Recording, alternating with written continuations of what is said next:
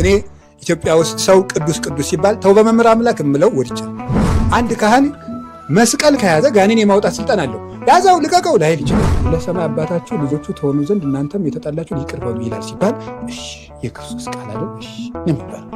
እንዴት ነው አንዱ ምላስን ይዤ እንደ ጅራፍ ከባድ ነው። የዚህ እውነት ደሃን ተሰማ ስለ ገብርኤል ስለ ማርያም ስለ ስላሴ አትለፉ። ቆይ ይሄኛው ደህና ወፈር ያለ ነው ሰርቶ መብላት ይችላል አትበል። ዝም ብለህ ስት ካልቸገረው የሰው ፊት እኮ ሳት በቃ ዝም ብለህ ያለህን ጥለህ ሄድ። አትፍረዱ። እውነት ሄድ በፍጹም ይሄኛው እንኳን እንደውም ነዳያን በባንክ ብዙ ብር አላቸው እየተባለ ነው አንዳንዶቹ ማለት ነው። ሊኖራቸው ይችላል ግን አንተ ዝም ብላችሁ እግዚአብሔር ስሙት ብለህ የጦርነት ድምፅ ከምንሰማ እግዚአብሔር ነው ዝም ብለህ ዝም ብለን ምንም ነገር እንዳለት የጠነከረ ልብ ቢኖር እንኳን አንድ ቀን እግዚአብሔር ልብህን መስበሩ በኋላ ጸሎት እንደጨረሳችሁ ስልክ ከመደወል ምንም ከማውራት በፊት ምድር ማየት ያለብን አንድ ቃል ይዛችሁ ውጡ። ወደ ቢሮ የሚሄዱ ወደ ንግድም ሲሄዱ ወደ ምን የሚሄዱ በፍጹም መጽሐፍ ቅዱስ ሳታነቡ መውጣት ይላል። የእኛ ረዳታችን አዳኛችን የእምነታችን ራስ ኢየሱስ ክርስቶስ መዳረሻችንም እሱ ነው። የምንኖረውም ለእርሱ ነው። የምንሞትም በእሱ ነው። ዓላማችንም እሱ ነው። መዳረሻችንም እሱ ነው። ወደባችን ጸጥታችን ሁሉ እሱ ነው። በስመ አብ ወወልድ ወመንፈስ ቅዱስ አሐዱ አምላክ። በስመ አብ ወወልድ ወመንፈስ ቅዱስ አሐዱ አምላክ። በስመ አብ ወወልድ ወመንፈስ ቅዱስ አሐዱ አምላክ አሜን። የምንማማርበት የትምህርታችን ርዕስ እርሱን ስሙት በሚል ርዕስ ነው የምንማማረው። የማቴዎስ ወንጌል ምዕራፍ 17 ቁጥር 5 ላይ ያለውን እርሱን ስሙት የሚለውን ቃል እንደዚህ ብሎ የተናገረው እግዚአብሔር አብ ነው። እርሱ ያለው ደግሞ ወልድን ነው። ስሙት የተባሉት ለጊዜው ደቀ መዛሙርት፣ መጨረሻው ላይ ደግሞ እኛ ክርስቲያኖች ነን ማለት ነው። ስለዚህ እንዲህ ብሎ የተናገረ አብ ነው። እርሱን ያለው ደግሞ ወልድን ነው። ስሙት የተባልን ደግሞ እኛን ነው ማለት ነው።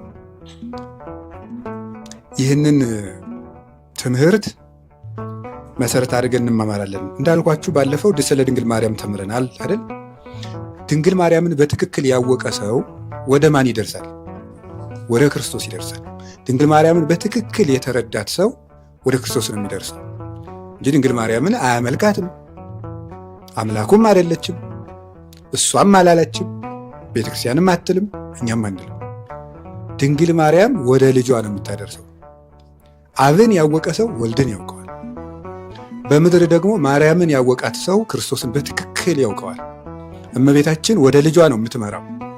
አብ ወደ ልጁ እንዳሳየ ሁሉ እሷም ደግሞ ያለ እናት የወለደው አባቱ ወደ ልጁ እንዳመለከተን ያለ አባት የወለደችው እናቱ ደግሞ ወደ ልጇ ታመለክተናል። በቃና ዘገሊላ ላይ በዮሐንስ ወንጌል ምዕራፍ 2 ላይ በተጻፈው ታሪክ ላይ ስታነቡ እመቤታችን የወይን ጠጅ አልቆባቸው የነበሩትን ሰዎች ጎደሏቸውን ለመሙላት ልጇን ወይን እኮ የላቸውም ብላ ከጠየቀችው በኋላ ጊዜ ገና አልደረሰም ብሎ ሲመልስላት ለእነዚያ ሰዎች ምንድን ያለቻቸው? ኩሎ ዘይቤለክሙ ግበሩ፣ የሚላችሁን ሁሉ አድርጉት። ስለዚህ እናቱም እሱን ስሙት አለች፣ አባቱም እሱን ስሙ ነው ያለ። እመቤታችንም ልጄን ስሙ፣ የምትፈልጉትን ነገር እሱ ያደርግላቸዋል፣ እሱ የሚላችሁን አድርጉ። ስለዚህ ድንግል ማርያም ታማልዳለች ስንል የእሷ ምልጃ ተንጠልጥሎ እሷ ላይ ተጠግተን እንቀራለን ማለት አይደለም። የድንግል ማርያም ምልጃ ወደ ክርስቶስ ፈቃድ የሚያደርስና የሚመራ ነው። ቅዱሳን የሚያማልዱት ከክርስቶስ ፈቃድ ጋር ለማስታረቅ ነው። ከእግዚአብሔር ፈቃድ የወጡትን ሰዎች ወደ ፈቃዱ ለመመለስ ነው። ስለዚህ እመቤታችን ከእግዚአብሔር እንዳንደርስ መንገድ ላይ የምትጋርድ መጋረጃ ሳትሆን ወይም እንደ ግድግዳ መሃል ላይ የቆመች ሳትሆን ወደ ልጇ ፈቃድ መርታ የምታደርስ ነው። እመቤታችን የተጠጋ ሰው ልጄን ስማ ነው የምትለው። ልጄን ስማ፣ ልጄ የሚልህን አድርግ ነው የምትለው። ስለዚህ ትልቁ ልጄን ስሙ አለች። ከዚያ እሱ ምን አለ? እንደሚያዝዝ ታውቅ ነበርና አልነገራትም እኮ ውሃ ይቅዱ አላላትም። ልጄን ስሙ አለች። ልጇን ቀጥሎ ትእዛዝ እንዳለው ታውቃለች። ልጇን ምን አለ? ውሃ ቅዱ አለ። ይሄው ሰሙ፣ አደረጉ፣ በረከትም አገኙ። እንደምታውቁት ውሃው ወደ አስደናቂ ወይን ተለወጠ። ስለዚህ አንድ ሰው ለመለወጥ የድንግል ማርያምን ምልጃ ምርኩዝ አድርጎ ወደ ክርስቶስ መታዘዝ ሲሄድ ነው ትክክለኛውን ለውጥ የሚያገኘው ማለት ነው። እና የእመቤታችን የድንግል ማርያም ምልጃ ወደ ክርስቶስ መታዘዝ የሚያደርስ መሆን አለበት። ኦርቶዶክሳዊ የነገረ ማርያም መረዳታችን ይሄ ነው እንጂ ማርያም ስትደመር ክርስቶስ ሲደመር ሚካኤል ሲደመር ገብርኤል የሚባል ድህነት የለም። በኦርቶዶክሳዊ ትምህርት የምንድንበት ትምህርት ቅዱሳን ወደ ክርስቶስ የማዳን ሥራ ያደርሳሉ። ከእግዚአብሔር ጋር አስታርቀው ጌታችን ኢየሱስ ክርስቶስ በከበረ ደግሞ በዕለተ ዓርብ ወደ ሰጠው ማዳን ያደርሱታል ማለት ነው እንጂ አንድ ሰው እግዚአብሔር ሲደመር ገል የሚባል ድህነት የለም። ሰው የሚድነው በማን ነው ሲባል በማርያም፣ በቅዱሳን፣ በሚካኤል፣ በገብርኤል፣ በእግዚአብሔር ሳይሆን ሰው የሚድነው በእግዚአብሔር ነው። ታውቃላችሁ አይደለም? ሰው የሚድነው በእግዚአብሔር ነው። አዳኛችን እግዚአብሔር ነው። ቅዱሳን ምንድን ነው ስራቸው? ወደ አዳኛችን ወደ እግዚአብሔር ምን ማድረግ ነው? ማድረስና ማስታረቅ ነው። ይህንን ለይቶ የማያውቅ ኦርቶዶክሳዊ የለም በእውነቱ ማለት። እኛ ኦርቶዶክሳውያን 1 ዓመት ሙሉ ማርያም ማርያም ማርያም ብንል 365 ቀን የማርያምን ስም ብንጠራ የሚያድነን ኢየሱስ ክርስቶስ እንደሆነ ነው የምናውቀው። ክርስቶስ አዳኛችን ሲሆን ቅዱሳን ደግሞ የድህነት መከር ሸካፊዎች ናቸው። እንዲህ ተብሎ ተጽፎ ታገኙታላችሁ በማቴዎስ ወንጌል ምዕራፍ 9 ላይ ማዕረሩሰ ብዙኅ ወገባሩ ህዳጥ ሰአልወ ለበዓለ ማዕረር ከመ ይወስድ ገባረ ለማዕረሩ። መከሩ ብዙ ነው፣ ሰራተኞች ምኖች ናቸው ይላል? ጥቂቶች ናቸው። የመከሩን ባለቤት ለመከሩ ሰራተኛ እንዲጨምር ለምኑት ይላል። አሁን መከር ያለው ምንድን ነው? እኛ ነን። ሐዋርያት ምንድን ነው ሆኑት? የድህነት ሰራተኞች ናቸው። የእኔን ድህነት የሚያደርሱ በዓለም የተዘራውን መከር ሸክፈው ወደ እኔ ቤት የሚያመጡ ስንዴ የሚያደርጉልኝ አጥሬ አውሬ እንዳይበላቸው ወፍ እንዳይጠረጥራቸው የእኔን መከሮች ምዕመናን የሚሸክፍልኝ ሰው ጥቂት ነው ነበር ማለቱ ነው። እንደዚህ ማለቱ ነው። ስለዚህ ቅዱሳን የድህነት ሰራተኞች ናቸው። ክርስቶስ የሕይወታችን ብርሃን ይሆንና እነሱ ደግሞ ቅዱሳን ሐዋርያት ደግሞ የዚያ ብርሃን ተሸካሚዎች ናቸው። ያን ብርሃን ይዘው ነው ወደኛ የሚመጡት። እሱ ብርሃናችን ይሆንና የእሱን ብርሃን ተሸክመው ወደ ጨለማው ዓለም የሚያደርሱ የብርሃን ተሸካሚዎች ከሱታፌ አምላክ ደረጃ የደረሱና የመለኮት ክብር ተካፋዮች ወይም የአምላክ ክብር ሰሌዳዎች ናቸው። ስፕሌንደርስ ይባላሉ። የእግዚአብሔር የብርሃኑ ጸዳል የሚሳልባቸው የብርሃን ከተማዎች ናቸው። እነዚያ ሲመጡ የመለኮትን ብርሃን ነው በሱታፌ አምላክ ወደኛ የሚያመጡልን ማለት። የክርስቶስን ብርሃን ወደኛ እንዲገባ እንዲደርስ የሚያደርጉ ናቸው እነሱ። ስለዚህ ምንድነው ያለው ቅዱስ ጳውሎስን ጌታ ሲናገር ወትጸውር ስሜ በውስተ ኩሉ አሕዛብ፣ የሐዋርያት ሥራ ምዕራፍ 9 ላይ የኔን ስም ትሸከማለህ ነው ያለው። ምንድነው ትሸከማለህ ያለው? አያችሁ፣ የክርስቶስ ስም ብርሃን ነው። ብርሃንን ሰሌዳ እንደሚሸከመው ሁሉ የኔን ስም ይዘህ ለሰው ታደርሰዋለህ ነው። ትሸከማለህ ያለው ልክ እንደ ምርጥ ዕቃ የከበረ ወርቅን ወይም ዕንቁን በጥሩ ሳጥን እንደሚያስቀምጡት የኔ ስም የከበረ ስም ነው፣ ያንን ስም ደግሞ በከበረ ሰውነት ላይ ነው ማኖረው እያለ ነው። የኔን ስም አንተ ትሸከመውና ያንን ስም ይዘው ስትሄድ ኢየሱስ ክርስቶስ የሚለውን ስም ይዘህ ስትሄድ በደረስክበት ሁሉ የኔ ብርሃን ይደርሳል ማለት ነው። አሁን የኔ ዝና ቅዱስ ጳውሎስ ገላትያ ምዕራፍ 2 ቁጥር 20 ላይ ሲናገር እኔ አሁን ሞቻለሁ፣ በሕይወት የለሁም፣ በእኔ የሚኖረው ክርስቶስ ነው ይላል። እኔ ሙቻለሁ የለሁም፣ በእኔ የሚኖረው ክርስቶስ ነው ይላል። አሁን ይህንን ነው ቅዱስ ጳውሎስ እንደዚህ ያለውን ይዘው ሊቃውንቱ ቅዱስ ጳውሎስን ልሳነ እፍረት ዘይትናገር ቦቱ ክርስቶስ የሚናገርበት የክርስቶስ አንደበት እሱ ሞቶ የክርስቶስ ብርሃን በሱ የሚገለጥበት ማለት። ቅዱሳን ስራቸው ይሄ የተጣላውን ዓለም ወደ እግዚአብሔር የሚደርስ ነይነሰን ተነብል በአምሳለ ክርስቶስ ወእግዚአብሔር ይወክሙ ፍስሐ በላዕሌነ። እኛ በክርስቶስ አምሳል ሆነን ከእግዚአብሔር ጋር ታረቁ ብለን እንለምናለን፣ እግዚአብሔርን በእኛ መጽናናትን ይሰጣችኋል ይላል ቅዱስ ጳውሎስ። የሐዋርያት ሥራ ምዕራፍ 3 ላይ ስታነቡ አንድ ሽባ ሰው ነበረ። ይህ ሽባ ሰው የኦሪቱ ምኩራብ ላይ እየሄደ ሳንቲም ይለምናል። እንደምታውቁት ሳንቲም ሲለምን ቅዱስ ጴጥሮስና ቅዱስ ዮሐንስ ለጸሎት ሲሄዱ ሳንቲም ይሰጡኛል ብሎ አሰበ።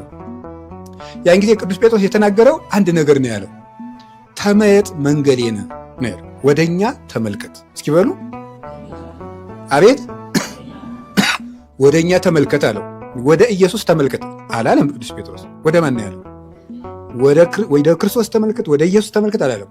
ወደ እግዚአብሔር ተመልከት አላለም። ወደኛ ተመልከት አለው። ፊቱን ሄደ፣ ትኩር ብሎ አያቸው። ወደኛ ጸጋ፣ እኛ ወደ ተሸከምነው ዓላማ፣ እኛ ወደምንኖርለት ድህነት እያለው ነበር። ወደ እነሱ ሲዞር ምንድን ያለው? ወርቅሰ ወብሩር አልቤ፣ ወርቅና ብር የለኝም፣ በስሙ ለእግዚእነ ኢየሱስ ክርስቶስ አላም ዘቤሰው በካ በስሙ ለእግዚእነ ኢየሱስ ክርስቶስ ተንሥኦ ወሁር፣ ያለኝን እሰጥሃለሁ። ያለኝ ያለው ማን ነው? ክርስቶስ። በጌታችን በኢየሱስ ክርስቶስም ተነስና ተመላለሳለሁ። ተነስቶ ተመላለስ፣ ወደኛ ተመልከተ። ስለዚህ ወደ አንድ ቅዱስ ስንዞር ወደ ማንም ዞረው? ወደ ኢየሱስ ክርስቶስ ነው። እና የኢትዮጵያ ኦርቶዶክስ ተዋሕዶ ቤተክርስቲያን ገድል በጣም ብዙ ገድል ታበዛለች አይደል? ገድለ አርሴማ፣ ገድለ ክርስቶስ ሰምራ፣ ገድለ ፋሲለደስ፣ ገድለ ጊዮርጊስ፣ ገድለ መርቆሬዎስ፣ ገድለ ቂርቆስ፣ ገድለ ያሬድ፣ ገድለ ተክለ ሃይማኖት። ምን ማለት ናቸው እነዚህ? እነዚህ ሁሉ ክርስቶስን የምናይባቸው የብርሃን ሰሌዳዎች ናቸው። ክርስቶስን የተሸከሙ ናቸው። ወደ እነሱ የምንዞረው ለዛ ነው ማለት ነው እንጂ ከክርስቶስ አዙረን ወደ ፍጡር እየዞርን አይደለም። እንዲህ አይነት ሞኞች አይደለንም። ምክንያቱም ኢትዮጵያውያን በተፈጥሯችን በስር ተፈጥሯችን ሲባል ሰው ሆነን የተፈጠረው እንደ ናይጄሪያዊም እንደ ሱዳናዊም በቃ ሰው ሆነን ሌላ የተገጠመልን የተለየ ማይንድ ሴትም የደም ስርም የለም። ምንድነው ታዲያ እንደዛ ሲባል ኢትዮጵያውያን ስሪታችን ሲባል የተቀዳንበት ውሃ ማለት ነው። የተቀዳንበት ውሃ ማለት አኗኗራችን ማለት ነው። ያ ኢትዮጵያዊ ውሸት አያውቅም። የዛሬ ነው ያድርገው። የዛሬው ሰው አብዛኛው ይዋሻል። እውነትን መናገር በጣም ነው የሚዋሸው። እንዲሁ በስመ አብ ወወልድ ወመንፈስ ቅዱስ እንዲሁ በጣም እንደ ውሸት አድርጌ እኔ እንዲያው የሚጠላ ነገር የለም በእውነት የሚዋሽ ሰው። ቅዱስ ባስልዮስ ዘቂሳርያ እንደሚናገረው ቀጥታ ከእግዚአብሔር ጋር ነው የሚገጥመው። ምክንያቱም እግዚአብሔር ምንድን ነው? እውነት ነው። ውሸት ረበስላሴ አትዋሹ አደራችሁ። ውሸት ምክንያት እንኳን የሌለው ኃጢአት፣ የኃጢአት ሁሉ ደግሞ የበላይ ነው። እስመ ሐሰት ርእሰ አመፃ፣ ሐሰት የበደል ሁሉ ራስ ነው የሚለው ቅዱስ ዳዊት። ውሸት ለውሸታምነት ነውር ነው በእውነቱ።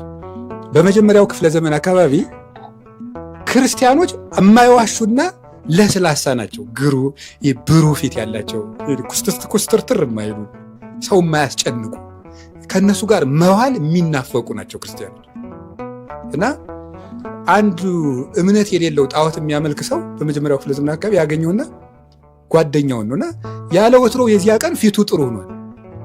ምን ከኔ ጋር ከመምጣት በፊት ክርስቲያን አግኝቶ ነበር አለ።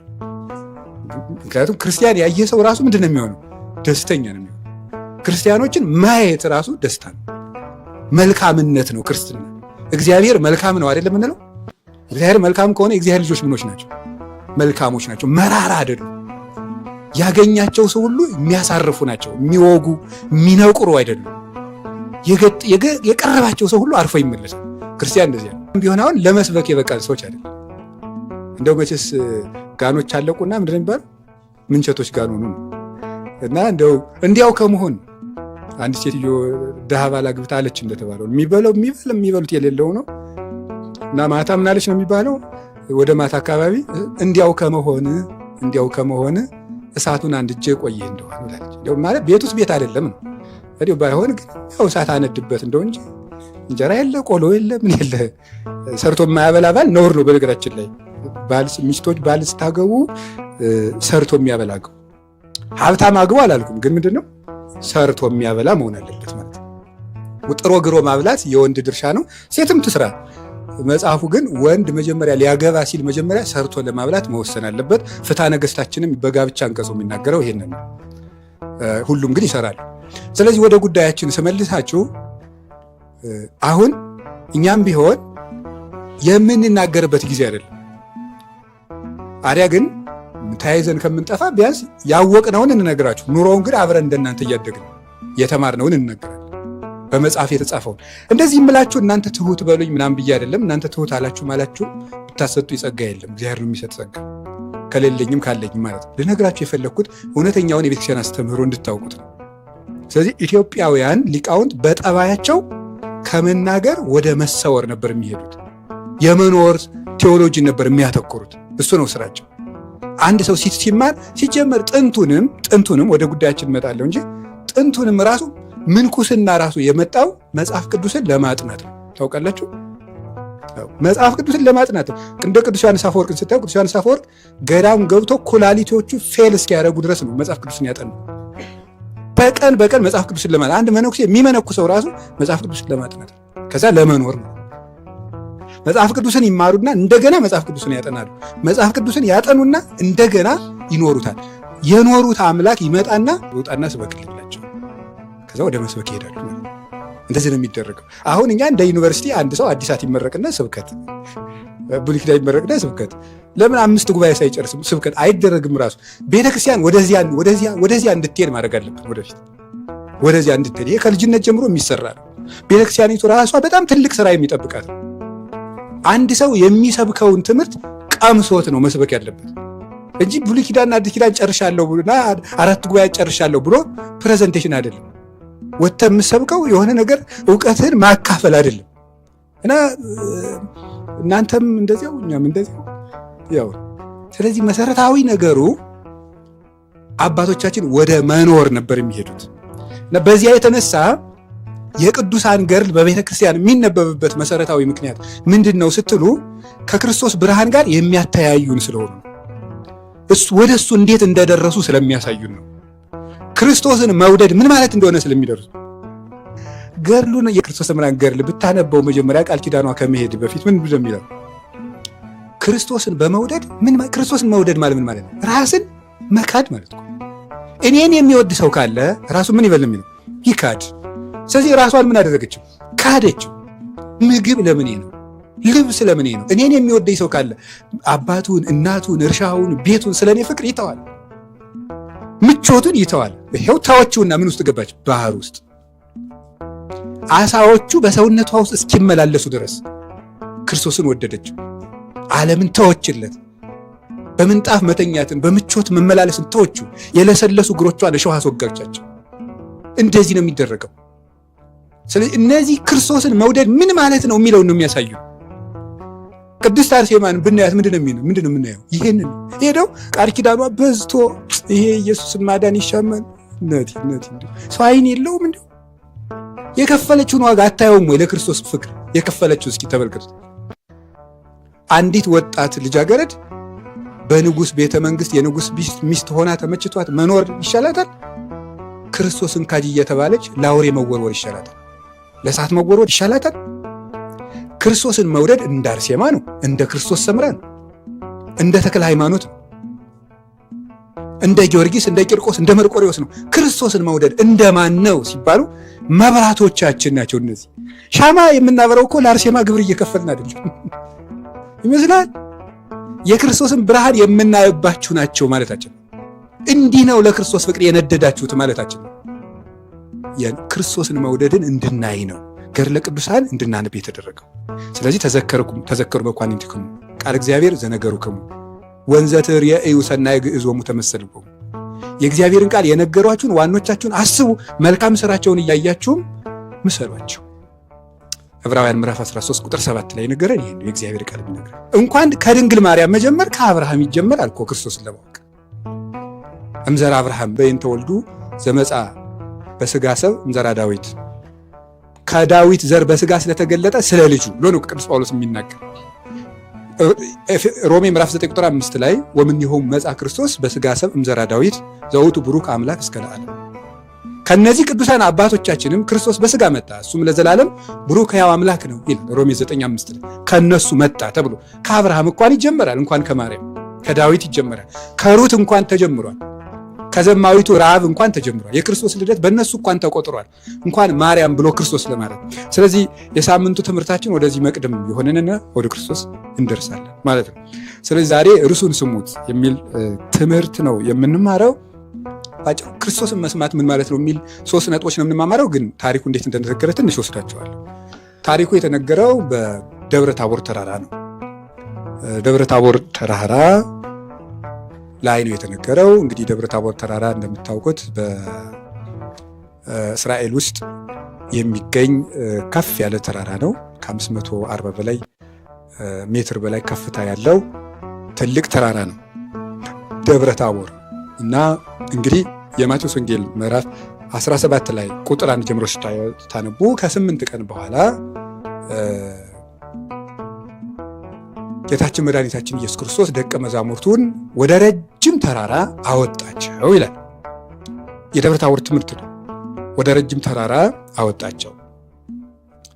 ከዚያ በኋላ ወደ ረጅሙ ተራራ የወጣቸው 3ቱ ደቀ መዛሙርት ነው፣ ጴጥሮስን፣ ዮሐንስን፣ ያዕቆብን ይዞ ወጣ። እዚያም ሳለ ሙሴና ኤልያስ መጡ። ከነሱ ጋር የሚነጋገር ጀመር። ሙሴና ኤልያስን ሲያይ የጌታችን ኢየሱስ ክርስቶስ ልብሱም ሙሴና ኤልያስን እያዩ እነሱ ድንገት እንደ በረዶ ነጭ ሆነ እና የዛ ጊዜ ደስ አለው። ቅዱስ ጴጥሮስ እንዲሁ 3 ቤት እንስራና እዚህ እንኑር፣ አንድ ለአንተ፣ አንድ ለኤልያስ፣ አንድ ለሙሴ አድርገን እንስራና እዚህ እንኑር አለ። የዚያን ጊዜ ደመና መጣና ጋረዳቸው። ከሰማይም እንዲህ የሚል ድምፅ መጣ፣ የምወደው ልጄ ይህ ነው፣ እርሱን ስሙት አለው። ይሄ ነው በቃ ታሪኩ ለምን እንደሆነ ትንሽ ነገሮችን ልንገራችሁ። ደብረ ታቦር እንግዲህ ያ ተራራ ታቦር ለመሆኑ ምድር ማስረጃው ሐዋርያት በሲኖዶሳቸው ገልጠዋል። የጥንት ሊቃውንትም ደብረ ታቦር ተራራ እንደሆነ ተናግረዋል። የተናገሩት ቅዱሳን ሐዋርያትና ሊቃውንት ናቸው። ይህንን ደብረ ታቦር ተራራ እንደሆነ የተናገሩት መጽሐፍ ቅዱስ አዲስ ኪዳኑ ግን አይናገርም። በታሪክ ነው ይሄ የተገኘው። በቤተ ክርስቲያን ሕያው ትውፊት ነው የተገኘው እና እዚያ ደብረ ታቦር ቅዱስ ያሬድም ደግሞ በ6ኛው ክፍለ ዘመን ደግሞ የኛው ኢትዮጵያዊ ሊቅ በመገለጥ ዜማው ውስጥ ደብረ ታቦር እንደሆነ በድጓው እሱ ራሱ ቅዱስ ያሬድ ነግሮናል። እና ወደዚያ ተራራ ወስዷቸዋል። ያው እኛም ገዳማችን ርዕሰ ገዳማቱ አዳራ ጣና ቅዱስ ቂርቆስ ገዳም ያለ በደብረ ታቦር ሀገረ ስብከት ስር ነው። በደቡብ ጎንደር ሀገረ ስብከት ስር ነው። ደብረ ታቦር ስር ሆነን እንግዲህ ስለ ደብረ ታቦር መማር አለብን ማለት ነው። ይችኛይቱም ለምን ደብረ ታቦር እንደሆነች የሚያውቃት ሰው ታውቋት ይሆናል ድንገት። ከተማይቱን ካያቸዋት ተራራ ናት ደብረ ታቦር። ደብረ ታቦር ኢየሱስ የሚባለው ቤተክርስቲያንም በጣም ላይ ተራራ ላይ ነው። ነሐሴ 13 ቀንም ደብረ ታቦር እዚያ ይከበራል። እዚያ ብርሃን ታይቷል። በእውነት ሀገረ ስብከታችን እግዚአብሔር በሚያውቀው እግዚአብሔር በቸርነቱ ፈቅዶ ብዙ ብርሃን የሚነዛባቸው ጉባኤ ቤቶች አሉ። ይሄ ጉባኤ ቤት አንዱ ነው። የጣና ቅዱስ ቂርቆስ ጉባኤ ቤት፣ የደብረ ሃይማኖት መካነ ኢየሱስ ጉባኤ ቤት፣ የቤተልሔም ጉባኤ ቤት፣ የድጓ የዙራባ አቡነ አረጋዊ ጉባኤ ቤት፣ አሁን ደግሞ የመምህረ መምህራን በዕጻድ ደብረ ታቦር መድኃኔዓለም ጉባኤ ቤት፣ የተክል ያቋቋም ጉባኤ ቤት። አሁን በጣም ብዙ እነዚህ ጥንታውያኑ ናቸው እና በጣም ብዙ ታሪካዊ ቦታዎች አሉት። እነዚህ ሁሉ ብርሃን ሆነው ጨለማው እንዲገፈፍ እግዚአብሔር ፈቃዱ ይሁን። እዚያ ተራራ ላይ ጌታ ወሰዳቸው። ወደ ተራራው የወሰዳቸው ለምንድን ነው የሚለውን ጥያቄ ልወሰዳችሁ እና የመጀመሪያው ያን ተራራ የመረጠበት ምክንያት ለምንድን ነው? ተራራው አንደኛ ከፍ ያለ ነው። በእስራኤል ከፍ ያሉ ተራሮች አሉ። ታቦር፣ አርሞኒም እና የጎላን ተራራዎች አሉ። ስለዚህ ከዚያ ረጅም ስለሆነ አንድ ርዝማኔውን መርጦታል ለምስጢር። ሁለተኛ ደግሞ ታቦርና አርሞኒም በስምህ ደስ ይላቸዋል ተብሎ ትንቢት ተነግሯል። ሶስተኛ ደግሞ በመጽሐፈ መሳፍንት ምዕራፍ 5 እንደምናነበው ዲቦራና ባርቅ የሚባሉት የእስራኤል ሰዎች ወይም ቅዱሳን ሲሳራ የተባለውን የእስራኤል ጠላት ድል የነሱት እዚያ ነው። ስለዚህ ምን ማለት ነው? የእስራኤልን ጠላት እዛ ስላሸነፉ ጌታችን መድኃኒታችን ኢየሱስ ክርስቶስም ወደ እኔ ተራራነት ከወጣችሁ በኋላ ወርዳችሁ አጋንንትን ድል ማሸነፍ ትችላላችሁ ይላል። ይህንን ነው እንደው እንደ ኢትዮጵያ ቤተክርስቲያን ውጥንቅጥ የበዛባት ቤተክርስቲያን የለችም ዛሬ በእውነት። አንዱ መጥቶ ይህን ማለት አንዱ መጥቶ አንዲቱ ብድግ ብላ ትዝ ይለኛል። የሆነ ቦታ መጣ፣ አካባቢውን አልገልጽም፣ አርሴማ ልካልኛለች ብሎ እንዲሁ ልካይ ነው ብላ ቄሱ ጥላ ዞላት እሷ ታጥናለች። እንዲህ ነው ካደጉ ላይ ቀር ጎበዝ። ቪዲዮ ሁሉ እኮ አለ። ማምላክን ሰው ነው ያሳዩት። ቪዲዮ ራሱ አለ። ከቀለዱ ላይ ቀር እንዲያርጉ ነው መቀለድ በራሱም ጭምር። ወይ ጉድ! ታው ተራራው ሳይወጣና እንደዚህ ያለ ቀልድ የለም። በሌሎች ቤተክርስቲያናት እንዲህ አይነት ቀልድ የለም። የኛ ቤተክርስቲያንና እንዲህ መቀለጃ የሆነችው ጸጋ ካለ ዞር ብለህ ቆይ ነው የሚባለው። ዞር ብል ጌታዬ። እንዴ የግብጽ ቤተክርስቲያን ውስጥ አንዲት ወይዘሮ ማስያ የምትባል እናት ዘይት አፈለቀ፣ ዘይት አፈለቀ። ከእጇ ዘይት ይፈልቃል። እግዚአብሔር ማለት ጸጋ አስገኝላት እግዚአብሔር በታምር። ምንድን ነው ያደረገች ቤተክርስቲያኒቱ? ያችን እናት የሆነ ገዳም ውስጥ ደበቋት። የት ነው ያለች አናውቅ። የት ነው ያለች አናውቅ። እኔ ራሴ ግብጽ ሂጄ ጠይቄያለሁ አባቶችን። የት ነው ያለች አናውቅ። ውጭ ሀገር ያገኘኋቸውን የግብጽ ጳጳሳትም ጠይቄያለሁ፣ አላውቅም። ወዴት ነው ያለች አናውቅ። የእሷን ጸጋ ምን አደረጉ? ከስዕሊቱ እንዲፈልቅ ጸለዩ። እጇን እንዲህ አድርጋ ጸለየች። ከስዕሊቱ እግዚአብሔር ዘይት እንዲያፈልቅ አደረገ። ጸጋ ሜሮ እንዲፈልቅ አደረገ። ከዚያ በኋላ ምዕመናን ያንን በቅባ ቅዱስ እንዲፈወሱ ያንን አደረገላቸው። እሷን ሰምን አድርጓ ዘወር ብለሽ ለኃጢአት ሻልሽ ሰወሯት ማለት የግብፅ፣ የአርመን፣ የሶሪያ፣ የህንድ ድዊ የሚፈውሱ ጸጋ ያላቸው አባቶች አሉ በየገዳው ተንፍሽ ብለው እዚህ ሜዳ ለሜዳ አይዞሩ ጸጥ እና አቡነ ገብረ መንፈስ ቅዱስ አጋንንት ሲያወጡ ሰው ሲያውቅባቸው ሰው አወቀብኝ አራዊት ወዳሉበት ጫካ ልሂድ። ይህንን እኛ ያስተማሩ አባቶቻችን። ወደ ተራራው መውጣት ከቃሉ ጋር ናችሁ። እግዚአብሔር ከሁላችን ጋር ይሁን። በጣም ግሩም ነው። ስለዚህ ወደ ተራራው ይዟቸው ወጣ። እነዚህ 3 አባቶች ለምንድን ነው የተመረጡት? ማን ናቸው? ዮሐንስና ያዕቆብ። እነዚህ 3 አባቶች የተመረጡበት መሰረታዊ ምክንያት 3ቱም ለክርስቶስ ቁርጥ ፍቅር ያላቸው ስለሆኑ። ቁርጥ ፍቅር ያዕቆብና ዮሐንስ ምንድነው ሲሉ የተናገሩት? እኔ የምጠጣውን ጽዋ ትጠጣላችሁ ሲላቸው ማቴዎስ ወንጌል ምዕራፍ 20 ላይ ምንድን ያልናል? እንጠጣለን ያሉት። ስለዚህ ክርስቶስን በሞት ተወራርደው የሚወዱ ስለሆኑ። ጴጥሮስ እሳ ምንድን ያለ? እሞታለሁ ሲለው ተው ጌታ አትሙትብኝ፣ እሞታለሁ አይባልም ና ድግ ስለሆነ። ሌላ ሐሙስ ማታም እሞታለሁ ሲል ጌታ ልያ ሲል የለም እኔ ሌላው ሊክድ ይችላል እኔ አልክድም አንተ ጋር እገባለሁ ነው። ክርስቶስን የሚወድ ቅን ስለነበር። ስለዚህ ክርስቶስ ወዳለበት ደረጃ የሚያወጣን ምንድን ነው? ፍቅር። ክርስቶስ ወዳለበት ደረጃ እንግዲህ ተራራው የምንወጣው ነው፣ ግን ከክርስቶስ ጋር ተራራውን ለመዝለቅ የሚያበቃን ጉልበት ምንድን ነው? የማን ፍቅር? በጣም ሰው ለሚወደው ነገር ምን አለው? ጉልበት አለው። ስለዚህ ራሳችሁን ገምግሙ። ምንድን ነው ያነሰኝ ብላችሁ ስትገመግሙ ፍቅር ነው ያነሰኝ ለካ። ስለዚህ እንድንወደው ሁልጊዜ አብረን መሆን አለብን። መጽሐፍ ቅዱስ ስታነቡ እንቅልፋችሁ የሚመጣ ከሆነ ምንድን ነው የጎደለን? የቃሉ ፍቅር ጎሎናል ማለት ነው። የቃሉ ፍቅር ነው የጎደለን ማለት ነው። ወሬዎች እንቅልፋችን መጥቶ አይ እንተኛ ብዙ ጊዜ በጣም የሚገርመኝ ሰው ሐሜት ሲደልቅ የቆይና ቁም ነገር ሲጀመር በሉ ስራ ያለብን ብሎ ጉዞውን ይጀምራል። ለቃለ እግዚአብሔር ፍቅር አንድ ሰው ልንገራችሁ፣ አንድ ጥያቄ ልጠይቃችሁ። ሁልጊዜ ምግብ የሚበላ ሰው ምግብ አታሽቱኝ ካለ ምን እየሆነ ነው? አመመው ማለት ነው። አሞት የሰነበተው ሰውዬ ደግሞ ምግብ ሊርበው ከጀመረ ምን ማለት ነው? ተሻለው ማለት ነው። ስለዚህ እግዚአብሔር ቃል አልርበን ካለ ምን ሆኖናል ማለት ነው? አሞናል ነው። ስለዚህ መታከም ያለብን ራሱ በዚያው በቃል እግዚአብሔር ነው። ለሁሉም በሽታዎች የምናዘው ያለን አንድ መድኃኒት ነው፣ እሱም የክርስቶስ ቃል ነው ይላል ቅዱስ ዮሐንስ አፈወርቅ። ክርስቶስን መውደድ ተራራን ለመውጣት ያስችላል። ወጡ ላይ ከወጡ በኋላ ብርሃን አዩ። ብዙ ጊዜ ብርሃንን ማየት እንፈልጋለን ሁላችንም። አትፈልጉም? እነዚያም ብርሃኖች ለምንድን ነው ቶሎ ማናያቸው? ተራራ ስላለው ነው። ይሄ ነው ነገሩ። ምንድን ነው ያለ ኢዮብ? የሰው ሕይወቱ በዚች ምድር ላይ ብርቱ ሰልፍ አይደለምን? የሰው ሕይወቱ በዚች ምድር ላይ ብርቱ ሰልፍ ነው። ሰልፍ ውጊያ ከአጋንንትና ከዚህ ዓለም አኗኗር ጋር ይዋጋል የሰው ልጅ። ስለዚህ ያንን አውቀን የምንኖረው ነው። ጸሎት ተራራ ነው። አሁን እናንተ ለምሳሌ ጸሎት ትጀምራላችሁ፣ ብዙ ወዲያው ያስጠላችኋል።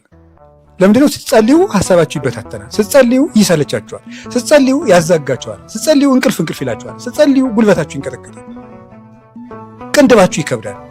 ታዲያ ምን ይሆናል? እናንተ ጥላችሁት ይቀራላችሁ። እንዲያውም ምን ያስብላችኋል ደግሞ ሰይጣን በዚህ በጆሮ ይመጣል። እንደዚህ ሐሳብ እየተበታተነ የጸለይኩት ጸሎት ሊባል ያርፍ ይልቅም። እንደሱ አይደለም። እንዲያውም አባቶች የበረሃ አባቶች ሲናገሩ ምንድነው? ባልተመቸህ ሰዓት በቃ ህሊና ጥሩ ልክስክስ ነገር እንኳን ባሰበበት ሰዓት ጥሩ ባልሆንክበት ቀን እንኳን የምትጸልየው ጸሎት ለእግዚአብሔር ምንድነው ነው? የፍቅር መግለጫ ነው። ምክንያቱም እንደዚያ እንኳን ሆነ ፈጣሪን ማሰብ ችልሃል ማለት ነው። እንደዚያ እንኳን የማይረባ ነገር ውስጥ ሆነ እግዚአብሔር ማሰብ ችልሃል ማለት ነው። ለፈጣሪ በዚያም ውስጥ ሆነ እየታመንክ ነው። ሌሊት በምንጣፌ ላይ ፈጣሪዬን ምን እለዋለሁ ነው የሚለው አስበዋል። ይሄ ሌሊት በምንጣፌ ላይ የሚለው ሊቃውንት ሲተረጉሙት ምንድነው? ጨለማ ሌሊት ምንድነው? ጨለማ ነው አይደል? ምንጣፍ ምንድነው? መኝታ ነው፣ ስንፍና ነው። እና በማይረባ አኳኋን ውስጥ ሆኜም እንኳን ማንን አስበዋለሁ? እግዚአብሔርን አስበዋለሁ። ባልተስተካከለ ሰውነቴም ውስጥ ሆኜ እግዚአብሔርን አስበዋለሁ። እንደሱ ነው ያለበት ነው። ጥሩ ሰው ሰውን አስበዋለሁ ካልኩ መቼ ነው የጥሩ ሰው መሆኑ? አፈር ቢያጥቡት መደፍረሱን ይተዋል? ሰው መበደሉን ይተዋል? መቼ ጥሩ እንሆናለን? በፍጹም የኛ አይምሮ ሊጠራ አይችልም። በምንጫጭ ዓለም ውስጥ እያለን እየኖርንም ሁከት የሌለው ጸሎት ማድረስ አንችልም በፍጹም እስክንስተካከል ድረስ ገና ይባክላል ሊናቸው። ይሄ ሁሉ ተራራ ነው። የዕለት ጸሎትን መድረስ ተራራ ነው። በቀን አንድ ምዕራፍ መጽሐፍ ቅዱስ ማንበብ ተራራ ነው። ግን እንውጣት። እንቅልፋችን እየመጣ እያዛጋን እያቋረጥ ነው ቢሆን እናንብብ። የጌታችን የኢየሱስ ክርስቶስ የጸጋውን ብርሃን በቃሉ በኩል እናያለን። ያን እንድናይ ግን መጽሐፍ ማንበብ እያጀመርኩ አቋርጠዋለሁ። መጽሐፍ ቅዱስን ለምን የምታቋርጠው? ተራራው ነው ብነው ዝም ብለህ እየታገልክ አንብብ። ዛሬም ካቋረጠህ ነገም አንብብ። እንግዳ መጥቶብኝ ዛሬ ካቋረጠህ ነገም አንብብ። ቀጥል ካቆምክበት። መሆን ያለበት እንደሱ ነው። ያ ሲሆን ተራራውን መውጣት እንችላለን። ጌታችን ኢየሱስ ክርስቶስ ተራራውን ያውጣን፣ የእሱን ብርሃን ለማየት ያብቃን። ስለዚህ ከዚህ በኋላ በጌታችን በኢየሱስ ክርስቶስ እየተመራን ከሱ ጋር ተራራውን የወጡት ቅዱሳን ሐዋርያት ከማን ጋር ነው? አቤት የዛሬ ሳምንትም ብያችሁ ነበር ይመስለኛል። አንድ ሰው መጀመሪያ ጥሩ ሰው ሆኖ ኋላ የክርስቶስ መሆን አይችልም። ጥሩ ሰው መሆን የሚችለው ራሱ ከማን ጋር ነው? ከክርስቶስ ጋር። ጥሩ ሆኜ ሲያበቃ አስቀድሳለሁ አትበል። ጥሩ ሳትሆንም ምን በል ነው አስቀድስ። ከዚያ በኋላ ከክርስቶስ ትሆናል። እንደሱ ነው። ጥሩ ሆኜ ጸልያለሁ ሳትሆን እየጸለይክ ጥሩ ሰው ሁን። ጥሩ ሆኜ እቆርባለሁ የሚባል ነገር እኛ ጥሩ ብንሆንበት ጊዜ የለም። ንስሐ እየገባን መቁረብ፣ ንስሐ እየገባን መቁረብ ነው። ጥሩ የምንሆንበት ጊዜ የለም እና ጥሩ የሚያደርገን እሱ ነው። ሕይወት ተራራ ነው። ተራራውን የምንወጣው ብቻችን አንችልም በፍጹም። በኦሪት ዘፍጥረት ምዕራፍ 29 ላይ ቅዱስ ያዕቆብ ሲደርስ እረኞች ተሰብስበው አንድ ማጠጣት አቅቷቸው ትልቅ ድንጋይ ከጉድጓዱ ተገጥሞብላቸው ነበር አይደለም? ከዛ ለምንድን ነው የማታጠጡት ሲላቸው ምንድን ነው ያሉት? እኛ ብቻችን ማንሳት ምን አንልም አንችልም ነው። ማን ነው ያነሳላቸው? ስለዚህም ብቻችን እኛ ላይ ያለውን ተራራ መውጣት። ተራራው ላይ ደረሱ። ተራራው ላይ ሲደርሱ ሙሴና ኤልያስ መጡ። ምንድነው እዚህ ውስጥ ጌታ ሊያስተምረን የፈለገው? ይህች ተራራ ቤተ ክርስቲያን ናት ይላሉ አባቶቻችን። ይህች ተራራ እናታችን ቅድስት ቤተ ክርስቲያን ናት። ተራራይቱ እዚያ ተራራ ላይ ጌታ ሊነግረን የፈለገው ሙሴና ኤልያስ ነቢያት ናቸው። ሶስቱ ደግሞ ምኖች ናቸው? ሐዋርያት ናቸው። ቤተ ክርስቲያን የጸናቸው በነቢያትና በሐዋርያት መሰረት ላይ ነው የሚለውን አስተማራቸው። በነቢያትና በሐዋርያት ቤተክርስቲያን ውስጥ ባለች ቤተክርስቲያን ብርሃን ይታያል። በነቢያትና በሐዋርያት መሰረት ላይ በቆመች ቤተክርስቲያን የክርስቶስ ብርሃን ይታያል። እሱ ነው ማሳየት የፈለገው። ሌላው ኤልያስ ምንድን ነው? ድንግል ነው። ሙሴ ምንድን ነው? ባለትዳር ነበር። ስለዚህ በሁለቱም በኩል የክርስቶስን ብርሃን ማየት ይቻላል። ሰው አግብቶ የክርስቶስን ብርሃን ማየት ይችላል። ሰው መንኩሶ የክርስቶስን ብርሃን ማየት ይችላል። ማግባትም ግዴታ አይደለም፣ መመንኮስም ግዴታ አይደለም። ሁሉም በፈቀደው እንዲሰማራ እግዚአብሔር ፈቅዷል። ብቻውንም ኖሮ ሰው እግዚአብሔርን ማየት ይችላል። አግብቶም እግዚአብሔርን ማየት ይቻላል። እዚህ ዓለም ውስጥ የእግዚአብሔር ብርሃን አለ። በጋብቻቸው ውስጥ የእግዚአብሔርን ብርሃን አይተዋል። ጸጋ ዛብና እግዚአብሔር፣ ክርስቶስ ሰምራ እናታችን፣ ሌሎችም ቅዱሳን አባቶቻችን የእግዚአብሔርን ብርሃን በትዳራቸው ውስጥ አይተዋል። በገዳም ያዩት እንደተጠብቁ ነው። ሁሉም ቅዱሳን እንዳሉ ሆኑ። ስለዚህ ይህንን ነው ጌታ ትዳርንም ምንኩስናንም እኩል ባርከዋል የፈለገው። ሌላ ደግሞ ምንድን ነው ያለው? ኤልያስ አልሞተም፣ ሙሴ ሞቷል። የሕያዋንና የሙታን አምላክ እኔ ነኝ እያላቸው ነበር። የሙታንና የሕያዋን ገዥ እኔ ነኝ፣ የሕይወት ባለቤት እኔ ነኝ የሚለውን ገለጸ። ሄዳለን። ከዛ ቅዱስ ጴጥሮስ ምን አለ? እዚህ ሰቀላ እንስራና እዚህ እንኑር አለ። ያን ያለበት ምክንያት ቅዱስ ጴጥሮስ ምን ብሎ ነው?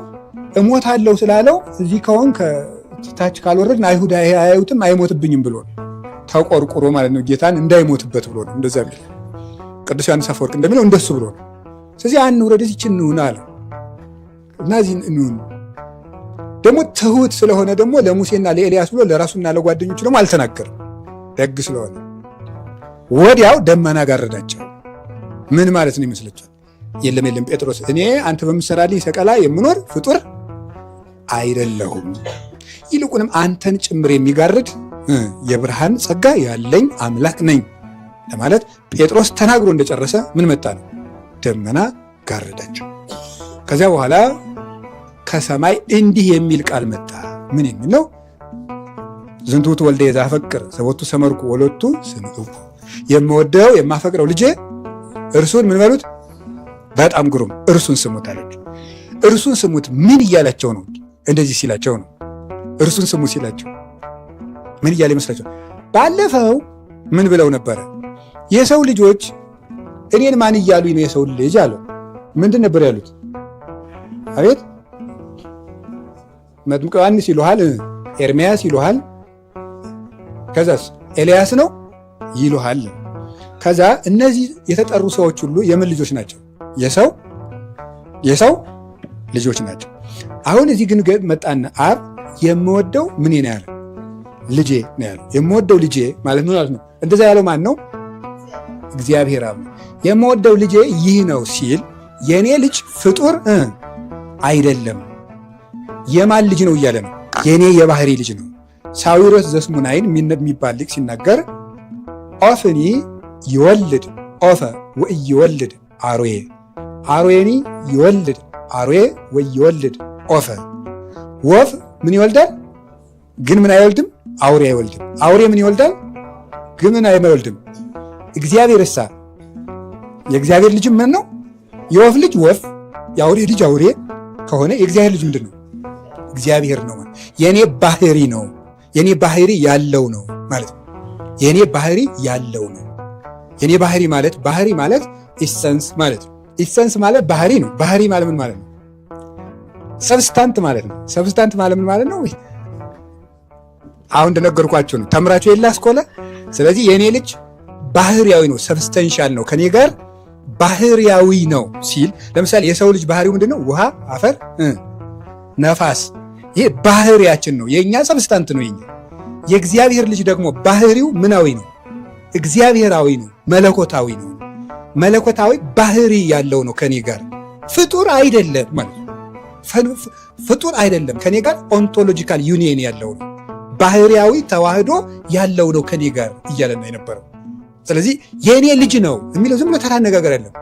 ባህሪያዊ ልጄ ነው፣ እግዚአብሔር ነው እያለ ፍጡር አይደለም። እንደ ኤልያስ እንደነ ሙሴ የእግዚአብሔር ጸጋ ያደረበት ሰው እንዳላደለ አብሮ ልጆቼ ሳይል ምንድን ነው ያለው? ልጄ ነው ያለው። ለይቶ ልጄ ነው እንጂ ልጆቼ አላለም። ስለዚህ ምንድን ነው ያለው? የእግዚአብሔር ልጅ ስለሆነ ልጄ ነው አላቸው። ሙሴና ኤልያስን ያመጣበት የራሱ ምክንያት አለው። በእስራኤል የተከበሩ ሁለቱ ነቢያት ናቸው። ሁሉም ነቢያት የተከበሩ በጣም የተከበሩት ሙሴ ሕግ በመስጠቱ ኤልያስ እውነትን በማስመስከሩ በጣዖት ፊት በጣም የተከበሩ ነቢያት ናቸው። ምንድነው እርሱን ስሙት ማለት? እርሱን ስሙት ሲባል አንደኛ እርሱን ስሙት ማለት ክርስቶስን መስማት ሶስት ነው ትርጉሙ ለኛ ለኦርቶዶክሳውያን። አንደኛ ክርስቶስን መስማት ማለት ማመን ማለት ነው። መስማት ማለት ማመን ማለት ነው። እርሱን ማመን ማለት ክርስቶስን ማመን።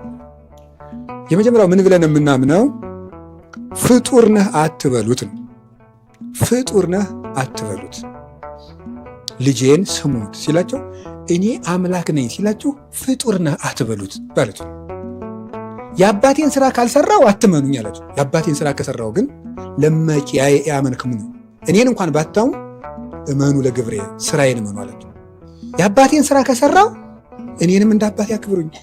የአባቴን ስራ መስራት ካልቻልኩ ደግሞ አለ አምላክ አትበሉ ተውት አለ። ሽንጌታ ነው ያለው። እኔ እግዚአብሔር ነኝ ብሎ የነገረን ራሱ። ስለዚህ የአብ ልጅ ነኝ ሲላችሁ የዮሴፍ ልጅ ነህ አትበሉት። ይሄን ልጅን ስሙት። አምላክ ነኝ ሲላችሁ ስሙት። ይሄንን ነው። የለም መሲሁ ገና አልተወለደም አትበሉት። ሙሴ መጥቶ መስክሯል። ሙሴ ለሕጉ ቀልድ የለም። ኤልያስ መጥቶ መስክሯል። ይሄ ልጄ የተስፋው ፍጻሜ ነው አልደረሰም አትበሉት።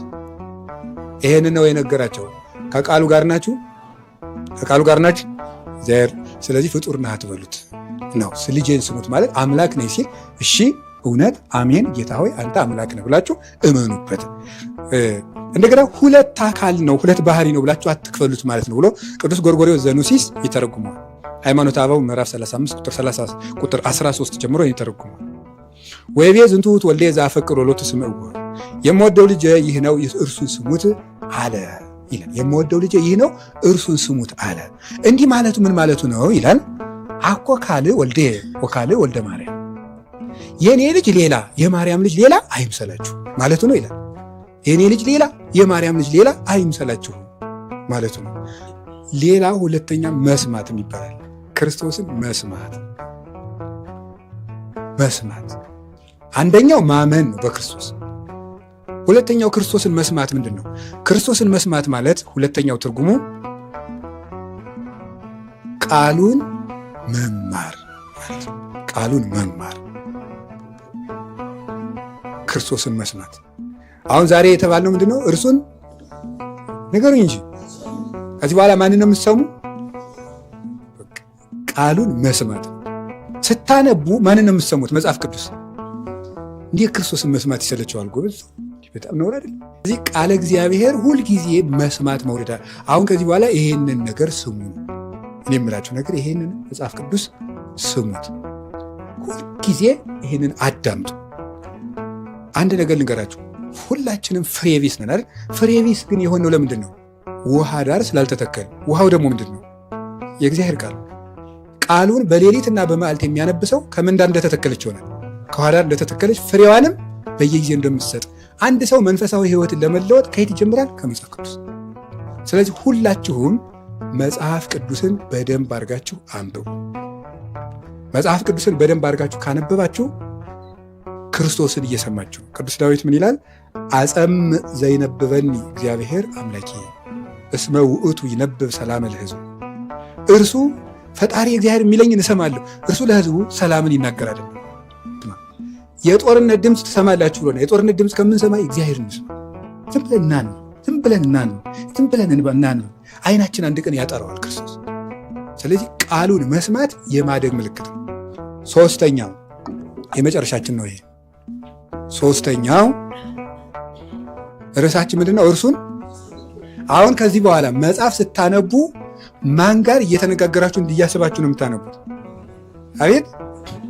አሁን አንተ ገብረ ማርያም ብትሆን፣ አንቺ ደግሞ ወለተ ሥላሴ ብትሆኝ እውነት እውነት እልሃለሁ የሚለውን ስታነቡ እላችኋለሁ የሚለውን እናንተ ወደ እናንተ ተቀይሩና ምን እያላችሁ ነው የምትሰሙ? ለራሳችሁ በሉ እንጂ በሉ ብለን ለራሳችሁ ነው የምታነቡት። ማለት ለራሳችሁ አድርጋችሁ እያለኝ ነው ብላችሁ ክርስቶስን ዛሬ አነጋግሬዋለሁ ብሎ ማመን። ክርስቶስን እውነት ልንገራችሁ፣ መጽሐፉን ለመረዳት ማመን ይገባል። እግዚአብሔር ይነግሮሙ ለሕዝቡ በመጽሐፍ። እግዚአብሔር ለሕዝቡ በምን ይናገራል? በመጽሐፍ። ፈቃዱን ምንድን ያለው? ቅዱስ እንጦንስን ሄዶ አንድ መነኩሴ እንዲህ ያለው፣ አባቴ ሆይ እንዴት አድርጌ እንደምኖር ግራ ገብቶኛል፣ እንዴት እንደምኖር ንገረኝ አለ። የእግዚአብሔርን ቃል ተመልክተ እሱ እንደሚልህ አድርግ። የእግዚአብሔር ፈቃድ ማለት እሱ ነው። ምንድን ያለው? የእግዚአብሔርን ቃል ተመልክተ እሱ እንደሚልህ አድርግ። የእግዚአብሔር ፈቃድ ምንድን ነው? እሱ ነው። በቃ የእግዚአብሔር ፈቃድ ማለት ቃሉ ነው ይላል። በቃሉ ከኖርን ቤተክርስቲያን በሰላም ትኖራለች። ስለዚህ አሁን በጣም ብዙ የምንሰማው ነገር አለ። እርሱን ስሙ ትበሉ እስኪ ነገሩ እንጂ እና ሁላችንም እንድንሰማው እግዚአብሔር ይርዳን። አንድ አባት ነበሩ፣ አባ ገብረ ክርስቶስ ይባላሉ። እና ባለ ሀብቶች እየወሰዱ ለገዳም ብር ይሰጣሉ። ምን እንዳሉ ታውቃላችሁ? ክርስቶስ የለም እንጂ ጽድቅስ ሞልቷል። ምን ማለት ነው? ንገሩኝ ንገሩኝ። ክርስቶስ የለም እንጂ ጽድቅስ ሞልቷል ምን ማለት ነው? እንደዚህ ማለት ጽድቅ ካለ ክርስቶስ አለ እንዴ? ምን ይመስላችኋል? ምን ማለት ይመስላል? ክርስቶስን አስበህ አይደለም። ምንድን ነው ማስመሰል ነው። ወይም ደግሞ የሆነች ከሰራረካት ነገር ገነት የምትገባባት የሆነች ነገር ላስቀምጥ ብለህ ነው። ክርስቶስን አስበህ ነው ወይ ያደረገው? ስትሰጥ ራሱ ክርስቶስን እያየህ ነው የምትሰጠው ነው? ነውስ ደግሞ ዝም ብለህ ኃጢአትህ እንዲሸፈንልህ ነው? እድሜ ነግ ዘመንህን ለሰረቅከው ነገር ማካካሻ ነው የምትሰጠው ነው? ክርስቶስን አስበህ ነው። አይ ይሄን ወንድሜ ቆርቦታል፣ ይሄ የክርስቶስ አካል ነው ብለህ ነው ወይ የምትሰጠው እንጂ 50 ሺህ ብር ሰርቆ 5 ሺህ ብሯን ጥላ ገዝቶ ለቤተክርስቲያን መስጠት ከእግዚአብሔር ጋር ተካፍሎ መስረቅ እንደሱ የሚባል ነገር የለም። አስበህ ክርስቶስ ቤተክርስቲያን ሲሰጥ ሰው ክርስቶስን አስበው። ክርስቶስ የለም እንጂ ጽድቅስ ሞልቷል። እኔ በጣም ነው የሚገርም በእውነት ማለት ነው። ሲሰግድ ያዩታል መነኩሴ ሲሆኑ ክርስቶስ የለም እንጂ ጽድቅስ ሞልቷል ይሉታል። እና ማንን ብሎ የሚሰግድ ክርስቶስን እያሰብከው ነው ወይ የሚሰግድ? ስትሰግድ ክርስቶስን እያሰብከው ነው ወይ የሚሰግድ? እንደዛ ነው የሚደረገው ማለት ልጄ ያስተማረውን ትምህርት ስሙ፣ ኑሩት ነው፣ አስቡት ነው። እያሰብክ ኑር ነው። መደዴ አትሁን። የተማርከውን አስብ፣ ቃሉን አስብ ነው። ይህንን ይልቅ ማንም ሰው የታጠቀ ሰው እንኳን ሰው ሊተኩስ መጥቶ በኃይለ ሥላሴ አምላክ ከተባለ ይቆማል። የኃይለ ሥላሴ ስም የጃንሆይ ስም ተጠርቶ አንዲት ሴትዮ ነው የተባለች በኃይለ ሥላሴ አምላክ ስትል ደግሞ የደርግ ወታደሮች የድብልቅልቁ ያለ አለች ማለት በእሳቸው እንዳትል በዚህ ደግሞ እነሱ ዞር ስትል እነሱ አሉ። እና አሁን የድብልቅልቁ ያለ ሆኖ ነው እንጂ እንኳን በእግዚአብሔር ቃል በንጉሥ ቃል ሰው ይቆማል። በሕግ አምላክ ይላል። ደግሞ ዛሬ የገጠሩ ሰው ደግሞ በሕግ አምላክ ይላል። ነውር። የእግዚአብሔር ቃል ተጠቅሶ ልጆቼ ታረቁ። ማቴዎስ ወንጌል ላይ እንዲህ ነው የሚለው፣ ይቅር ለሰማይ አባታችሁ ልጆቹ ተሆኑ ዘንድ እናንተም የተጣላችሁን ይቅር በሉ ይላል ሲባል እሺ የክርስቶስ ቃል አለ እሺ ነው የሚባለው። እንዴት ነው አንዱ ምላስን ይሄ እንደ ጅራፍ ከባድ ነው። የህዝብ እውነት ምን ልጅ ነው ነግራችሁና ተፈላስፋችሁ የሳይንስ አበላሽቷቸዋል። በእውነት በጣም አፈላስፋ ይሄ ነገረኛ ቁጭ ብሎ የቲክቶክ ቁማርተኛ ሆኗል ህዝቡ። እውነት ለመናገር ማለት ነው ቁጭ ብሎ ነገር ሲቆምር ትንሲል እና ለካ ሰው ሜዳ አገኘና ሰው ልክስክስነቱን መግለጽ ጀመረ። ድሮ ሜዳ አልነበረም ማለት ሰው ሁሉ ይችላል ሰው ምን ይለያል ነው የሚሄድ ማለት ነው። አሁን ቲክቶክ ሲመጣለት አወጣው ልክስክስነቱ ረብ እያወጣ መዘርዘር ጀመረ ማለት ነው። ሳዳቢነቱን፣ ለፍላፊነቱን፣ ነገረኛነቱን ነይቲው መጣለት በቃ መለፍለፍ እና እዚህ ጻድቅ እንመስላለን። እዚያቸው ወዶ ማንንም ያየለን ማሻር ነው። እዚች ነጠላን አድርጎ ይፍቱኝ ማለት ያቺ ደግሞ ቁጭ ብሎ መሳደብ ቁጭ ብሎ እናት ሰዓት አውጥቶ ማለት። ስለዚህ እግዚአብሔር ሰዎች ክርስቶስን እንስማው። ሁላችንም ባለንበት አሁን ክርስቶስ እንዲሰማን ከፈለግን ክርስቶስን እንስማ። ክርስቶስ ተፋቀሩ፣ መለያየትን ተው፣ ዘረኛ አትሁኑ ብሏል። ይሄንን ቤተ ክርስቲያናችን ከቤተ ክህነት እስከ ሰበካ ጉባኤ ድረስ ይህን የክርስቶስን ቃል ከሰማች ክርስቶስ ደግሞ ቤተ ክርስቲያንን ይሰማታል። ይህንን ጌታ ምንድን ያለው? እርስ በርሳችሁ ከተፋቀራችሁ ሰዎች የኔ ደቀ መዛሙርት መሆናችሁን በዚህ ያውቋችኋል። ክርስቶስን ግን የት ነው የምንሰማው? አንደኛ በመጽሐፍ ቅዱስ፣ ሁለተኛ በቅዱሳን፣ ሶስተኛ በመምህራን፣ አራተኛ በስነ ፍጥረት፣ አምስተኛ በውለታው፣ ስድስተኛ በመከራ። በዚህ ሁሉ ክርስቶስን መስማት ነው። ወደ ሶስተኛው ሐሳባችን ስንመጣ ግን ፈጣን ምላሽ መስጠት ነው። በክርስቶስ መቀለድ ምንድን ነው ተብሎ ቢጠየቅ አንዱ ምን ተናገረ? ያለ ንስሐ ይቅርታ ያለ መስቀል ደቀ መዝሙርነትን ሲፈልግ ነው። በክርስቶስ መቀለድ ምንድን ነው? ያለ ንስሐ ይቅርታ ያለ መስቀል ደቀ መዝሙርነትን ሲፈልግ ምን እያለ ነው? በክርስቶስ እየቀለደ። ያለ ንስሐ ይቅርታ ማለት ምን ማለት ነው? እንደውም ብዙ ሰዎች ምን እያደረጉ ነው ይባላል። ብዙ ሰዎች በእግዚአብሔር ቸርነት እያመካኙ እነሱን ሳይሆን ኃጢአታቸውን ያጸድቃሉ ይባላል። ገብቷቸዋል? ምን ማለት ነው? ኃጢአትን ማጽደቅ ማለት ነው። ኃጢአትን ማጽደቅ ማለት አሁን እኛ ንገራችሁ አንድ እየቀለድንበት ይቅርታ እግዚአብሔር ይቅር ባይ ነው ብሎ ስጋ ወደሙ እንቀበላለን። እግዚአብሔር ይቅር ባይ ነው ብለን ቤተክርስቲያን ውስጥ እንገባለን። ግን እሱ ማለት ምን ማለት ነው? እግዚአብሔር ይቅር ባይ ነው ማለት ሁለት ነገሮችን ይፈልጋል። እግዚአብሔር ይቅር ባይ ደግሞ የእግዚአብሔር ይቅርታል ማለት አንደኛው ከልብ የሆነ ቁጭትና ለቅሶ ይቅር በላይ ብሎ እግዚአብሔር፣ ሁለተኛስ ደግሞ መለወጥና ተግባሩን መተው ያስፈልጋል እንጂ ዝም ብሎ የያዙትን ኃጢአት ሳያቆሙ እግዚአብሔር ይቅር ባይ ነው ብሎ ስጋ ወደሙ መቀበል ራሱ መቀለድ ነው። እርሱን ንገሩኝ እንጂ። አዎ፣ ስለዚህ ክርስቶስን መስማት ማለት መታዘዝ ነው። እንዲያውም መቼ ጀምረህ ታዘዝ ነው? ዛሬ። እስቲ ዛሬ በሉ። እንዲህ ይላሉ አባቶቻችን ሲጠቅሱ፣ ማቴዎስን ተከተለኝ አለው። ምንድን ያደረገው? ተከተለ። አለቀ። እሱን ስሙት ማለት ይሄ ነው። ሐዋርያት ናቸው የፈጸሙ። እርሱን ስሙት ብድግ። ሐዋርያት እኮ ናቸው፣ እኛ አይደለንም። እኛማ እንዴት እናድርግ? ሐዋርያት መጀመሪያ ሐዋርያ አይደሉም፣ ተራ ሰው ናቸው። ማቴዎስ ተነስና ተከተለኝ ጨምሮለታል። ብድግ ብሎ ሄደ። ዛሬ ተነስ ነው። ጴጥሮስ መረብን ጣልና ና፣ ምን አደረገ? ተከተለ። ዮሐንስና ያዕቆብ ተነስና ና፣ ምን አለው? ተከተለ። ወዲህ ዛሬ ለጠራህ አምላክ ዛሬ መልስ ስጥ። ዛሬ ለጠራህ ጌታ መልስ የምትሰጠው ዛሬ ነው፣ ነገ የዛሬ ዓመት አይደለም። ስለዚህ እግዚአብሔር ቤተሰቦች ለክርስቶስ መታዘዝ ማለት ክርስቶስን በራሳችን ስጋ ለማክበር ዛሬ መጀመር። ክርስቶስን መስማት ሶስት ነገር ነው። በቃ ባጭሩ ኦርቶዶክስ ነን። ክርስቶስን መስማት ማለት ክርስቶስን ማመን፣ የክርስቶስን ቃል ማወቅ እና መኖር፣ ሶስተኛው ለክርስቶስ ተግባራዊ ታዛዥነት ማሳየት።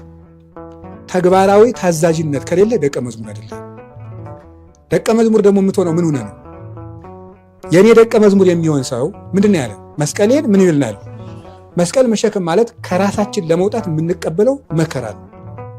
እንግዲህ እግዚአብሔር እንዲሁ ነው ለታዘዙት ግን ብርሃኑን አሳይቷቸዋል። ላመኑት ቃሉን ቁጭ ብለው ለሰሙት ቅድስት ጤቅላ ወይም ቴክላ የምትባል ሴት እና ይቺ ሴት ቅዱስ ጳውሎስ የአረማዊ ልጅ ናት። ወደ ከተማው ሲሰብክ ምን እንዳደረገች መሰለች? የሀብታም ልጅ ናት። በመስኮት ሆና ታዳምጠዋለች። በመስኮት ሆና ከዛ ስታዳምጥ 3 ቀን ምግብ ሳትበላ አዳመጠች።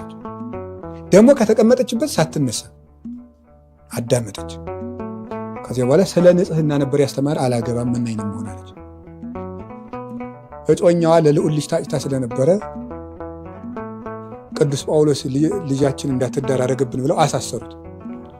ምን እንዳደረገች ታውቃላችሁ? እቺ ሰው ያንን ቃል እግዚአብሔር መስማት ስለፈለገች ከታሰረበት ውስጥ ሄዳ እስር ቤት ውስጥ መማር ፈለገች። ከዛ ምን አደረገች? እስር ቤት ውስጥ ለመግባት ደግሞ አትችልም። የሀብታም ልጅ ናት። አንደኛ መውጣት እናት አባቷ ቤት መውጣት አትችልም። እስር ቤትም መግባት አትችልም። ምንድን ያደረገች? የሀብታም ልጅ ስለሆነች የእጇ የአንገቷ የጆሮ በጣም ብዙ ወርቅ አላት። ያንን ወርቅ ሌሊት ወሰደችና ለእስር ቤት ጠባቂዎች ሰጠችና ምንድነው የሰጠቻቸው? እኔን ከጳውሎስ ጋር ምን በሉኝ እሰሩ። ገብታ የታሰረባቸውን ሰንሰለቶች እየሳመች ቃሉን ትሰማ ነበር። እንዲህ አድርገው ነው አባቶቻችን ወንጌል የተማሩት ማለት ነው። ተመችቶ ልንማራል። እየሳመች ሰንሰለቶችን አንተን መከተል እፈልጋለሁ፣ ያንተን አምላክ መከተል እፈልጋለሁ ያለች ተማረች፣ አስተማረች።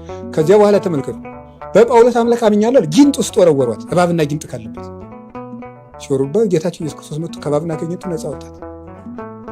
እሳት ውስጥ ቀጥቷል። በበጋ መብረቅ አምጥቶ እግዚአብሔር ዝናብ አዝንሞ እሳቱን አጠፋለን። ስለሰማችሁ እኮ። ከዚያ በኋላ ደግሞ ብዙ መከራ ደረሱበት፣ ብዙ መከራ። መጨረሻ ላይ ለአንድ ንጉሥ ታጨች። ደግሞ አልፈልግም አላገባም ማለት ነው። ምን እንግዲያማ እንዲህ ካለች ብለው በሬዎችን ጠምደው አንዱን እግሯን ከአንዱ በሬ እግር አንዱን እግሯን ከአንዱ በሬ እግር አድርገው በሬዎችን በጅራፍ እየመቱ መሬት ለመሬት ጎተቷል። ጌታ ኢየሱስ ክርስቶስ በምሕረት አስብ ያለች ትጎትታለች። ሰልችተው ተዋት። የሚገርማቸው ሰልችተው ተዋት። ዋሻ ውስጥ ገብታ በዓት መስረታ ስትኖር የአካባቢው ሰው በሙሉ አንጾኪያ ውስጥ እየመጣ መፈወስ ጀመረ። የአካባቢው መድኃኒት አዋቂዎች ደግሞ እንጀራችን ዘጋችብናል፣ እንጀራችን ዘጋችብን ምለምናሉ። ይሄ ምታቷ ያደረባት በድንግልናዋ ስለሆነ ድንግልናዋን ስታጣ ይለቃታል ብለው ሊደፍሯት ሄዱ። የጳውሎስ አምላክ ረዳኝ ስትል ዋሻ ተሰንጥቆለት ተሰውራ አመለጠቻቸው። በክብር በቅታ እግዚአብሔር ቃል ኪዳን ሰጥቷት ከዚች ምድር ወደማያልፈው ዓለም ሄደች። ይህ ቃል እግዚአብሔርን ስንማረው ስንሰማው ክርስቶስ ይሰማል። ቁጭ ብለን ዝም ብለን ስናዳምጥ እግዚአብሔር ይሰማናል። እና ለዚህ ነው እኮ የማን ልጅ ነው? የጌዴዎን ልጅ ነው። ስምዑኒ ሰብአ እስራኤል እግዚአብሔር ይስማችሁ፣ የእስራኤል ልጆች እባካችሁ ስሙኝ እናንተንም እግዚአብሔር ይስማችሁ ያላቸው ለዚህ ነው። የሚሰማ ይሰማል። እስኪ በሉ የሚሰማ ምን ያደርጋል? ይሰማል። ክርስቶስን ስሙት ነው። እስኪ በሉ ስለ ክርስቶስ ብላችሁ ለጠማማም ቢሆን ታዘዙ አይደል ጴጥሮስ? ለምንድን ያለ? ለጠማማ። በቃ ጠማማ የሆነ ስራ አስኪያጅ ቢኖር ታዘዝም። ስራን ስራ ነው። ሕግ የሚያስፈራው ለማን ነው ይላል? ለጠማማ ነው ቅዱስ ጳውሎስ። ሕግ የሚያስፈራው ለማን ነው? ከባድ ሕግ ቢያወጣ ቢሮ አንተ መልካም ሰው ዝም ብለህ ስራችሁን ስሩ። አትልመጥመጡ፣ ሰዓት አትስረቁ። ቢሮውም የእግዚአብሔር ነው። እውነት ሐሰት ነው። ምንኛው ቢሮ? ጤነኛው ቢሮ ማለት ነው። ከዛች በኋላ ጤነኛው ቢሮ በቃ ስራ የሚሰራበት ጤነኛው ቢሮ ነው። ጤና የሌለው ቢሮ ካለ ጤና የለው። አሁን እያወራሁት እኔ ምንድነው? ስለ ስራ ነው እያወራሁት ያለው። አለቃህን ስትሰርቀው ማንን ነው የምትሰርቅ? ተናገሩ። ህዝቡ የማን ቢሮ ነው? ለምሳሌ ባንክ የምትሰሩ ቢሆን ያ ባንክ የማን ነው? የእግዚአብሔር ነው። የእግዚአብሔር ኢቭን ነው እንዳትሉ፣ የፖለቲካ አይደል ምናምን አትበሉ። እኔ ያልኩኝ ስራውን ነው። ባንክ ውስጥ ተቀጥረህ ከሰራ እንግዲህ ይኸውላችሁ አንድ ነገር ልንገራችሁ። ዮሐንስ ወንጌላዊ ስብከት ሄዶ የት እንደገባ ተገር ሮምና ለምትባል ሴት የሻወር ውሃ ለማሞቅ ነው የገባ። ጣዖት የምታመልክ ሴትዮ ሻወር ያሞቃል። ታምኖ እሳቱን ያነደደ ሻወር ውሃ ያሞቃል። ለማን? ለጣዖት አምላኪቱ ማለት ነው። ስራ ነው፣ በቃ ስራ። ከዚያ በኋላ አንድ ቀን የንጉሥ ልጅ ሞተ። ከዚያ በኋላ ማን አነሳው? ዮሐንስ። ሲያነሳው ሰራተኛ የነበረው ሰውዬ ምን ሆነ? መምህር። የሮምና መምህሯ ሆነ ማለት ነው። ስራ ቦታ ከማያምን ሰው ቤት ስራ ከሚያምን ሰው ቤት ስራ ከገባ ስትሰማው ማንን የምትሰሙ? አሁን ራሱ ያለ እምነት የሌለው እንኳን የስራ አለቃ ቢኖራችሁ ለዚያ ሰውዬ ስትታዘዙ ማንን እየሰማችሁ ነው? ክርስቶስን እየሰማሁት ነው ብላችሁ ነው ማዘዝ ያለባችሁ። ካሰባችሁት ይሆናል። ከመዘለ እግዚእነ ጳውሎስም ያለው ቅዱስ ጴጥሮስም ያለው ቅዱስ ጳውሎስም ያለው ከመዘለ እግዚእነ ለአለቆቻችሁ ስትታዘዙ ለክርስቶስ እንደምትታዘዙ አድርጋችሁ ታዘዙ። እና ምንድን ነው ያልኳችሁ? እንመን፣ እንማር እና እንለወጥ፣ እንታዘዝ ነው። 3 ናቸው ትምህርቱ። በቃል ሲጠቀለል የሁሉ ተውሎበት እንመን በሉ፣ ከዚያስ እንማር በሉ፣ 3ኛስ እንታዘዝ። ያመንነው ጌታ መድኃኒዓለም ኢየሱስ ክርስቶስ አምነው ለታዘዙት ሐዋርያት ብርሃኑን እንደገለጸ ለሀገራችንም የፍቅር ብርሃን ይግለጽልን። ወስብሐት ለእግዚአብሔር።